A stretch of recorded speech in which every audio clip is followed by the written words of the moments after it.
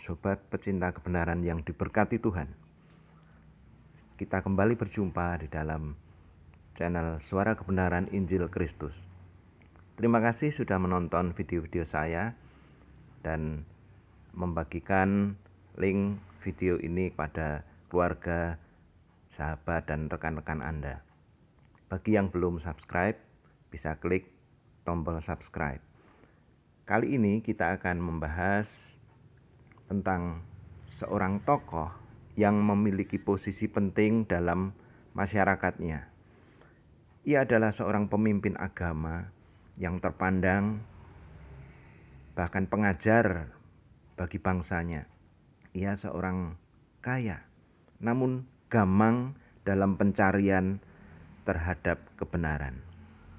Ayo kita simak bersama dari Injil Yohanes pasal yang ketiga.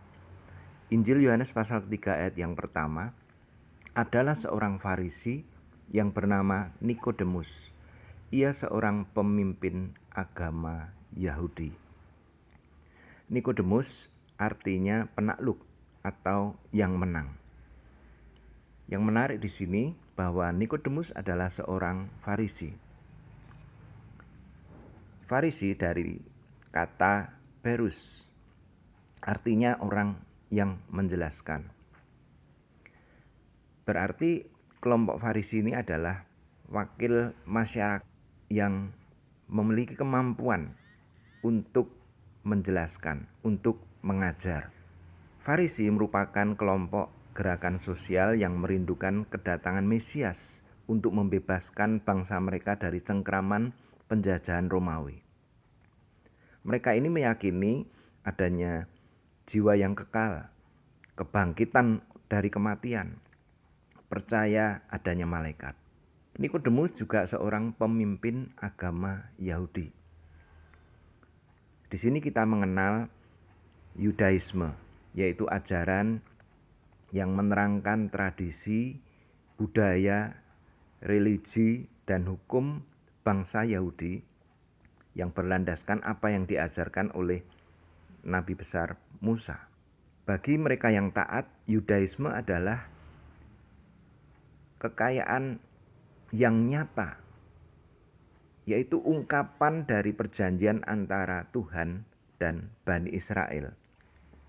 Pada ayat yang kedua, ia datang pada waktu malam kepada Yesus dan berkata, "Rabi, kami tahu bahwa engkau datang sebagai guru yang diutus Allah, sebab tidak ada seorang pun yang dapat mengadakan tanda-tanda yang engkau adakan itu jika Allah tidak menyertainya."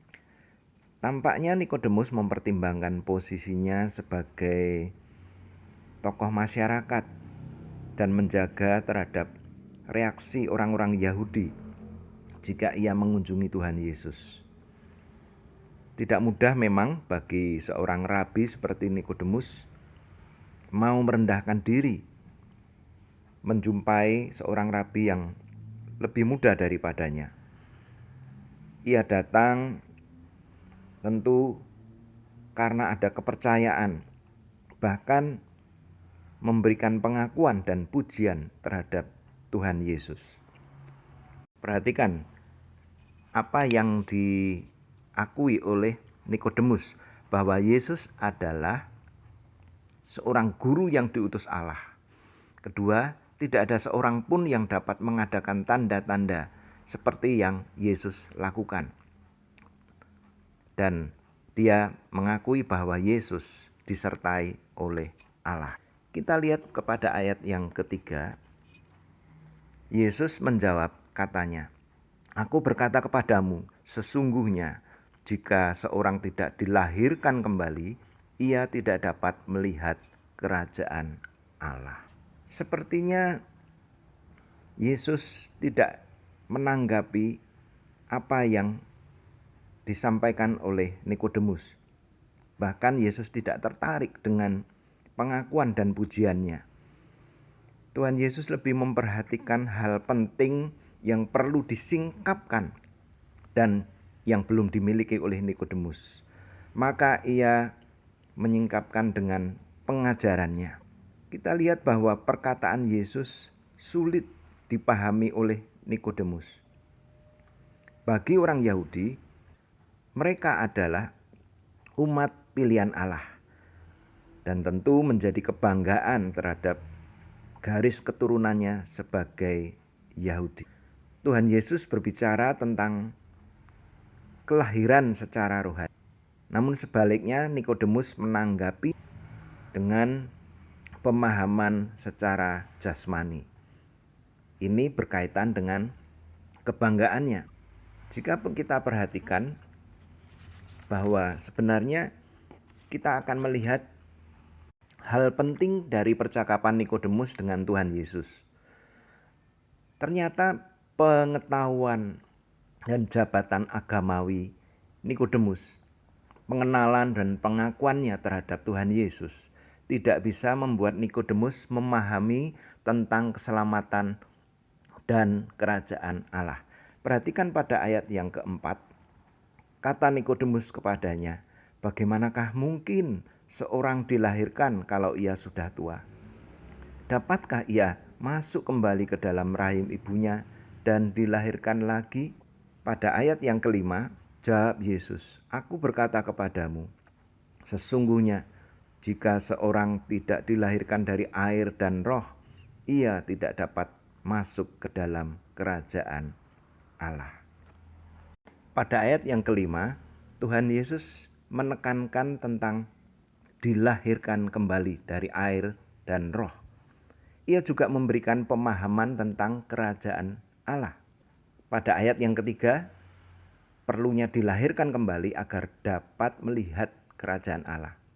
Maka pada ayat yang kelima, lebih dalam lagi, masuk ke dalam kerajaan Allah.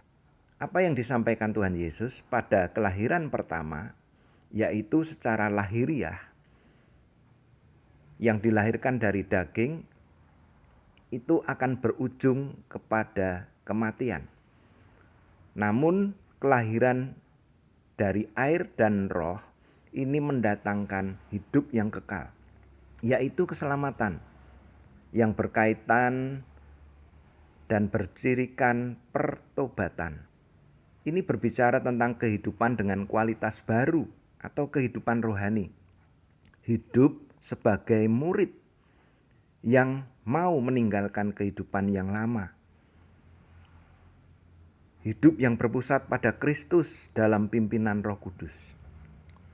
Inilah hal-hal yang perlu ditekankan berkenaan dengan lahir baru. Yohanes 3 ayat yang ke-6.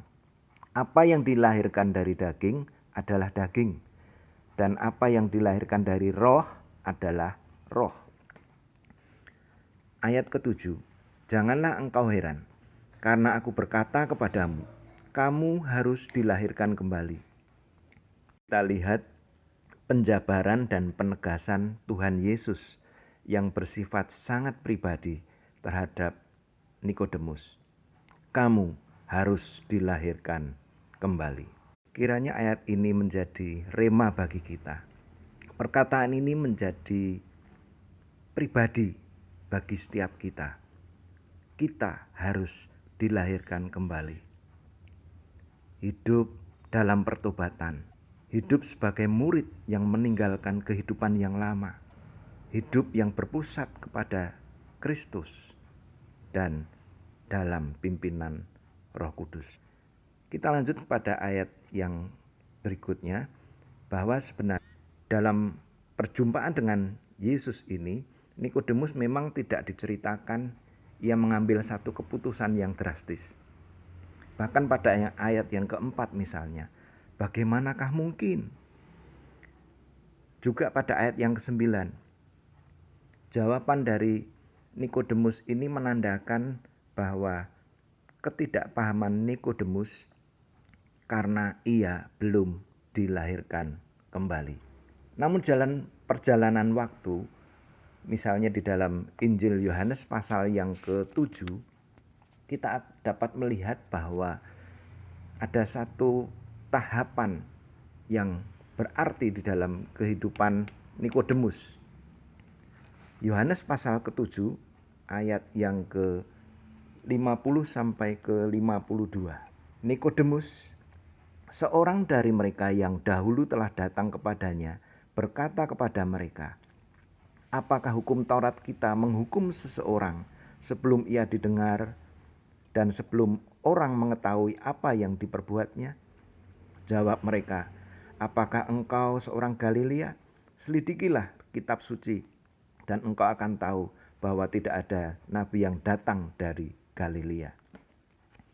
Ini merupakan pembelaan dari Nikodemus ketika Tuhan Yesus hendak ditangkap oleh orang berkaitan dengan pengajaran. Kemudian di dalam Injil Yohanes pasal ke-19 kita dapat melihat juga satu terobosan yang luar biasa. Yohanes pasal ke-19 ayat 39 sampai ke-4.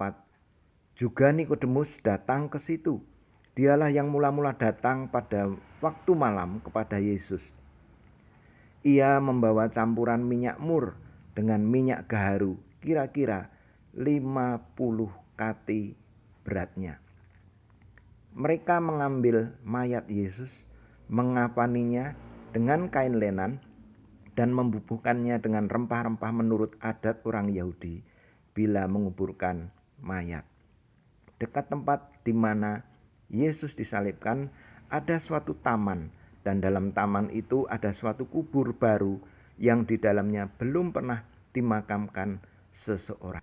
Jadi kita melihat bahwa ternyata di kemudian hari Nikodemus ini bersama dengan Yusuf dari Arimatea, mereka ini memohon kepada Pilatus untuk menguburkan jenazah Tuhan Yesus.